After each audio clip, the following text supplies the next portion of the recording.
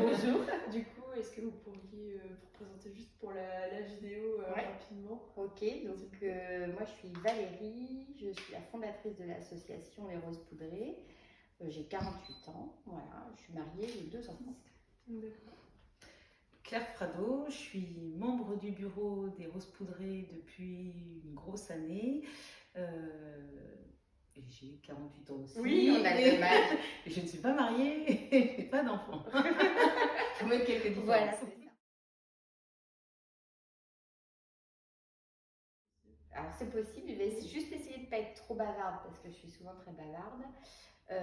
Donc cette association, elle est née il y a 4 ans. Elle accompagne, le but c'est d'accompagner les femmes qui sont touchées par un cancer, quel qu'il soit, hein, pas que cancer du sein, cancer féminin, et de les accompagner lors de leur traitement et aussi lorsqu'elles sont en rémission. Donc c'est vraiment le pendant et l'après-cancer, l'après qui peut être un petit peu long. Et si j'ai fondé cette association, c'est tout simplement parce que j'étais en récidive d'un cancer du sein. Donc voilà, touchée par ma propre histoire. Et je trouvais qu'il n'y avait pas d'association qui nous permettait d'être chouchoutés. Voilà, au-delà d'être shootés par la chimiothérapie et les autres traitements désagréables, d'être accompagnée de manière plus légère, plus en douceur, ça manquait beaucoup et donc c'est venu comme ça en fait. D'accord. Tu veux en parler toi de nos missions et de nos actions en général? Oui, on peut parler. Alors, l'association, elle est née d'une première journée rose poudrée organisée dans cette maison, qui était d'avoir un photographe, une esthéticienne et une personne qui faisait de la réflexologie plantaire pour cette première journée, et d'inviter je dirais, des femmes à venir, et il y a une dizaine de femmes qui se sont retrouvées dans cette maison, qui ont passé une journée fabuleuse, d'avoir une mise en beauté, d'avoir un shooting photo où elles ont pu se voir belles, pleines d'énergie, et voilà, et ça leur a apporté beaucoup pour continuer je dirais, à suivre à lutter dans leur croisade. Et du coup, c'est, je dirais, notre première action, c'est d'organiser des journées rose poudrées où il y a une dizaine de femmes, une mise en beauté, ce qu'on appelle un soin de support, donc qui peut être un massage, qui peut être, je dirais, un temps de bien-être et un shooting photo. Avec le Covid, je dirais, l'association a dû aussi s'adapter, et notamment on a organisé des soins à domicile. Ça nous a aussi permis de venir vraiment en plus grande proximité des femmes, à la fois de celles qui pouvaient éventuellement plus se déplacer, mais aussi qui étaient plus éloignées des centres urbains. Et puis des ateliers cocooning où c'est 2-3 heures dans ces 3-4 femmes, et là ça permet aussi d'être plus en proximité, et d'être sur un soin plus adapté, aussi plus personnel. Tu parles des roses en basket? C'est moi. Effectivement, en fait, l'année dernière, j'avais envie de courir pour une association locale, et donc j'ai proposé à Valérie de monter le challenge d'octobre. Le principe était simple, c'était pour chaque euro récolté donné par nos donateurs, on parcourrait 1 kilomètre. Et donc en fait, on a réuni une équipe qu'on a appelée les Roses en basket, les R&B, qui sont à la fois des adhérentes, donc des personnes qui sont en croisade, leurs familles, des amis, et tout ça, ça a créé une dynamique. Chacun fait la distance qu'il a en capacité de faire, mais ça motive tout le monde à sortir, à échanger, ça met tout le monde dans cette dynamique. Et puis ça nous permet aussi de solliciter des dons, et de communiquer pour trouver des financements pour offrir des belles journées rose poudrées tout au long de l'année.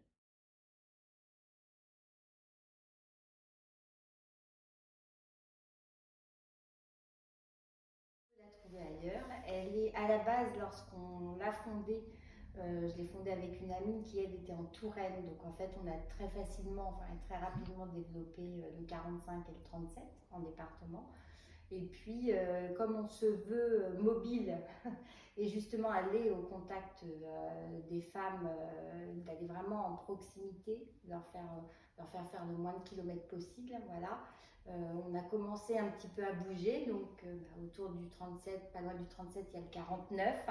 Donc on est allé dans le 49 et puis on est allé dans le 41, pas loin du 45. Donc ça a fait 4-5 départements là autour de nous.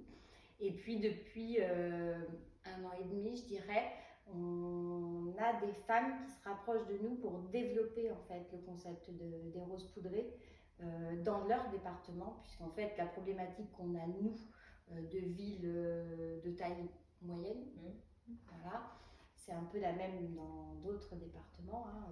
Dès qu'on sort des grandes villes, il y a moins d'accompagnement, moins de choses qui ressemblent à ce qu'on peut faire. Et donc, plutôt que de réinventer, eh bien, on les forme, on les accompagne pour qu'elles développent les roses poudrées dans leur département. Pardon. Ce qui fait qu'aujourd'hui, on a une ambassadrice, on a 2 ambassadrices dans le sud-est qui rayonnent sur 4 départements. On en a une nouvelle qui va développer le 77. Fontainebleau, c'est le 77? Oui, ça doit être ça. Bon,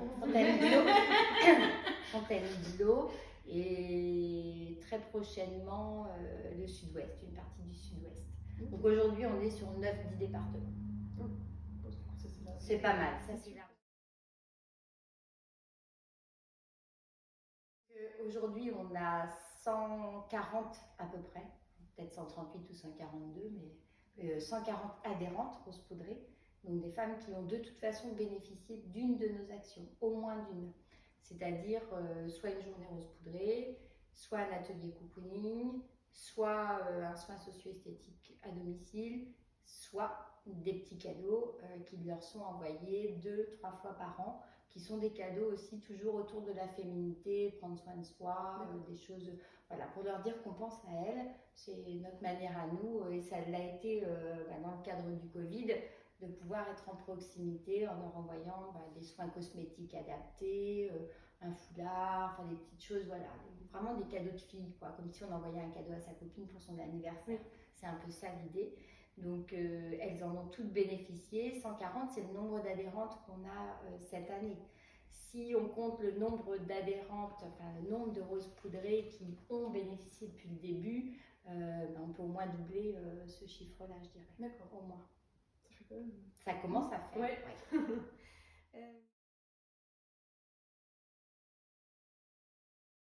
Alors, il y a plusieurs possibilités de nous aider.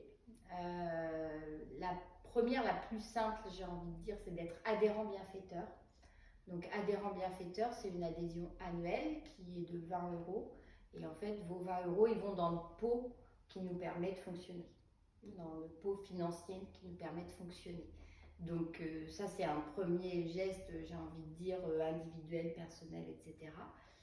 Il y a en ce moment de nous aider à courir, marcher et voler. À 2 pattes, c'était pour l'année prochaine. À 2 pattes, à 1 patte, à 4 pattes. Je le fais bien. Donc aujourd'hui, on a une cagnotte sur Hello Asso qui permet de donner la somme que vous voulez, 1 €, 5 €, 100 €, 1000 €, peu importe. Et ça se transforme en kilomètres, mais ça se transforme en kilomètres pour notre dynamique. Oui. Mais cet argent-là, il est bien réel et il permet de financer. On aimerait avoir au moins l'équivalent de 2 journées roses poudrées financées par le biais de ce don-là, c'est-à-dire au moins 3 000 €. C'est ça, hein, c'est ce qu'on a fait l'année dernière. On est à 1 200 €, donc il y a encore, il y a encore un peu à aller chercher. Donc ça peut être aussi de motiver les étudiants, en tout cas sur cet appel au don. Et puis au niveau associatif, au niveau de vos associations, quelles qu'elles soient, on a quelques associations étudiantes qui nous aident aussi, qui organisent par elles-mêmes des événements et qui allouent les bénéfices d'un événement et qui le reversent aux roses poudrées. Et ça, quelle que soit l'année, quel que soit le mois dans l'année, c'est pas forcément en octobre, parce que je le redis, nous c'est là où fait un peu notre budget parce que c'est là où on va chercher des fonds, puisque Octobre Rose, le ruban rose est un ruban très connu, très répandu, limite tendance et glamour, mais on a des femmes qui ont d'autres cancers, donc il y a des rubans de toutes les couleurs et il n'y en a pas un plus important que l'autre, donc voilà, ça peut être vraiment n'importe quand dans l'année. D'accord. Après, moi, je voudrais rajouter, parce que je dirais au-delà de ça, ça peut être aussi d'accueillir chez soi, parce qu'on a un lieu particulièrement, je dirais, accueillant, cocooning, et donc on cherche aussi des lieux pour les journées rose poudrées qui soient particulièrement jolis, doux, et donc ça peut être un grand jardin, ça peut être, voilà.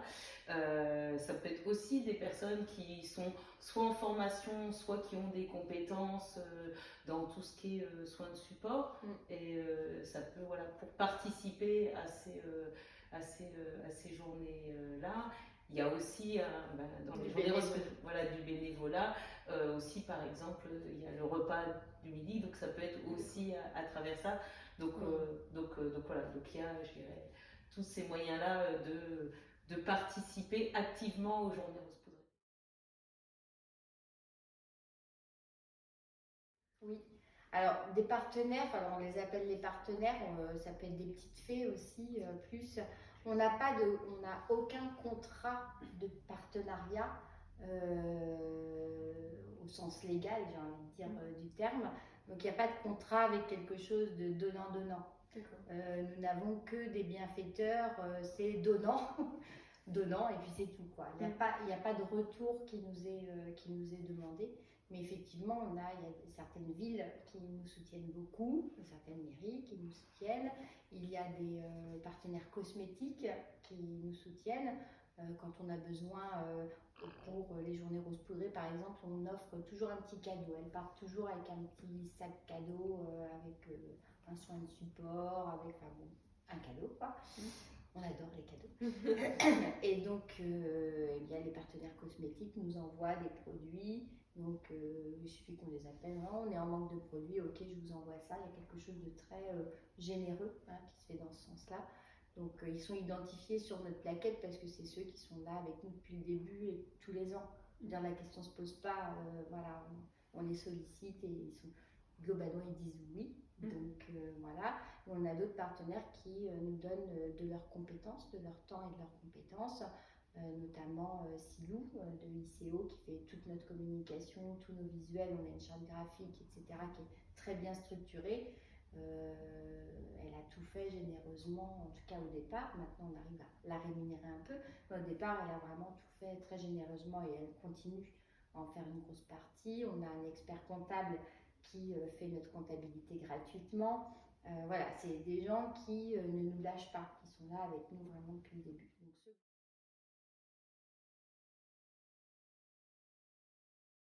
Donc, d'Octobre Rose, puisque cette année, en fait, nous, on est très très sollicités en tant qu'association tous les ans sur Octobre Rose. À la fois, c'est important pour nous, puisque c'est ce que je disais tout à l'heure, on récolte des fonds, hein, donc ça, c'est important pour nous, mais l'objet, il faut repenser à l'objet et l'objectif d'Octobre Rose, qui est effectivement de récolter des fonds pour la recherche, c'était créé pour ça au départ, et de sensibiliser les gens, les hommes, les femmes et autres, à l'intérêt de la prévention et de se diagnostiquer le plus tôt possible, sachant qu'un cancer du sein diagnostiqué de manière très précoce a 80% minimum de chances de guérir pour toujours. Donc ça, c'est vraiment important de sensibiliser, y compris les jeunes femmes, puisque c'est un cancer qui devient malheureusement, qui touche de plus en plus de jeunes femmes, et de les sensibiliser à l'autopalpation, puisque de toute façon, il n'y a pas de... Il faut aller regarder, il faut se regarder dans le miroir et pas juste se regarder pour savoir si son petit mascara est bien, mais il faut vraiment se regarder, se connaître, apprendre à connaître sa poitrine et donc avoir les bons gestes d'autopalpation.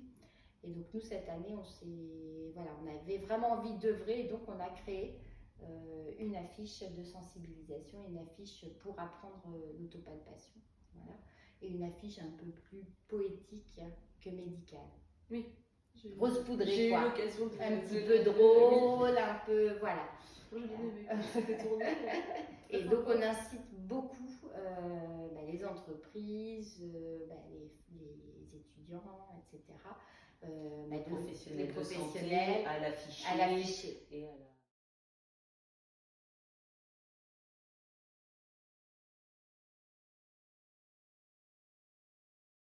Alors, pour nous suivre sur les réseaux sociaux, là où on est le plus actif aujourd'hui et le plus à jour, c'est sur Instagram et Facebook.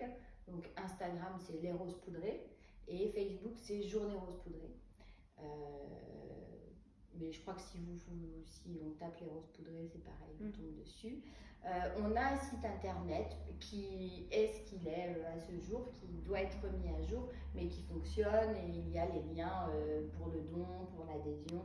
Il y a quand même des infos essentielles sur le site internet. Mais pour nous suivre dans notre dynamisme et de ce qu'on fait, etc., notre agenda et tout, c'est Facebook. Est-ce que vous voulez ajouter quelque chose? Oui, en fait, moi je résume souvent en disant que l'association, elle chouchoute les femmes parce que le médical, c'est très important, mais le moral et le mental, c'est fondamental pour traverser cette croisade.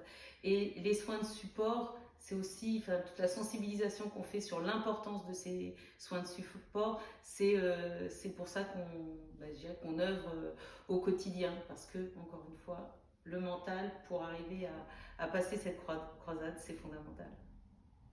Et moi, je vais rajouter autre chose aussi. Vas-y. L'expo photo.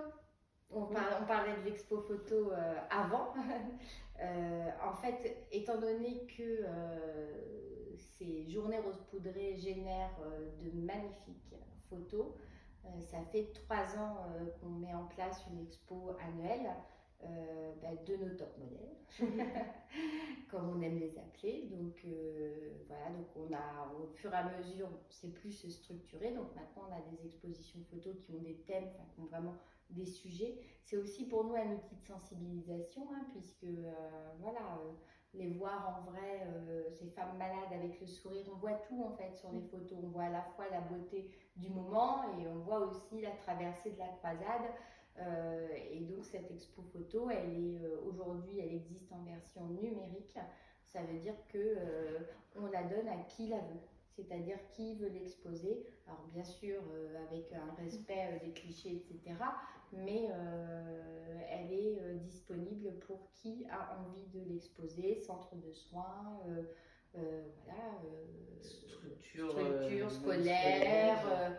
Peu importe, entreprise. Entreprise, elle est vraiment à disposition. D'accord, très bien. Mais aujourd'hui, on pourra faire peut-être quelque chose peut-être. dans le hall de notre école. Voilà. Comme il y a beaucoup de passages, ça pourrait être une bonne idée. Merci. Bon, je vous remercie beaucoup, merci pour beaucoup. cet échange. Merci beaucoup.